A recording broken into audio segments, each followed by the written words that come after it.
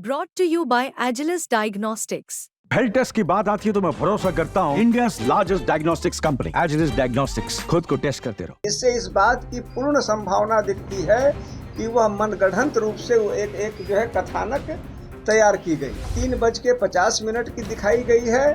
थाने पर यह बता रहे हैं कि 7:31 पे सूचना दे रहे हैं, यानी कि मात्र इतनी दूर में जो मुश्किल से मैं कहूँगा 7 किलोमीटर की दूरी है, उस पे इतने महत्वपूर्ण घटना के 4 घंटे बाद सूचना देने की बात कह रहे हैं। जो यह पूरी बातें अनुज के घर वाले जो कह रहे हैं कि पकड़ के लाके मार दिया, इस बात की ओर गंभीरता से इशारा करते हैं। सुल्तानपुर डकैती कांड के आरोपी अनुज सिंह के एनकाउंटर पर परिवार सवाल उठा रहा है कि पकड़कर बेटे की हत्या कर दी गई, कि एनकाउंटर की आड़ में बड़ा खेल कर दिया गया।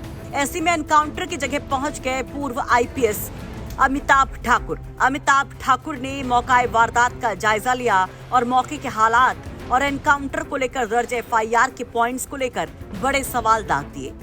एक के बाद एक पॉइंट अमिताभ ठाकुर उठाते रहे, सवाल दागते रहे, जैसे मोटरसाइकिल और डेड बॉडी की दूरी को लेकर सवाल, एनकाउंटर की टाइमिंग और स्थानीय पुलिस के पहुंचने को लेकर सवाल, एसटीएफ के वहां अनुज के किसी के घर में छुपने की स्टोरी पर सवाल। अमिताभ ठाकुर सवाल उठाते हैं और परिवार के दावों पर कह देते हैं बड़ी बात। इसी क्रम में इस एनकाउंटर के संबंध में मैंने व्यक्तिगत रूप से हमारी पत्नी ने, हम लोगों ने मौके का देखा। इसमें प्रथम दृष्टया कई ऐसे गंभीर तथ्य दिख रहे हैं जो घटना स्थल को देखने और एफआईआर को देखने से पूरे एनकाउंटर पर गंभीर प्रश्न चिन्ह पैदा कर रहे हैं। पहली बात कि जहां पर वह मोटरसाइकिल गिरा हुआ दिखाया गया है और जहां डेड बॉडी दिखाई गई है, उसमें मुश्किल से 10-15 मैं कहूँगा फीट का फासला है। यह कहना कि वहां से निकला और इतने दूर में ही तमाम घटनाक्रम दिखाई है। एफआईआर में उसी 10-12 फीट के दूरी पर जितनी घटनाक्रम दिखाया गया है, वह मौके से मिलता हुआ प्रथम दृष्टया नहीं दिखता है।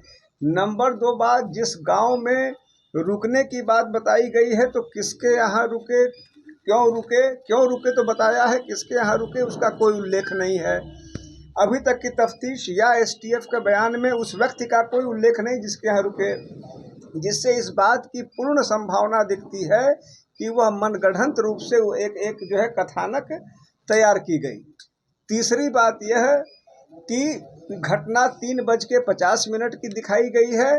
थाने पर यह बता रहे हैं कि 7:31 पे सूचना दे रहे हैं, यानी कि मात्र इतनी दूर में जो मुश्किल से मैं कहूँगा 7 किलोमीटर की दूरी है, उस पे इतने महत्वपूर्ण घटना के 4 घंटे बाद सूचना देने की बात कह रहे हैं।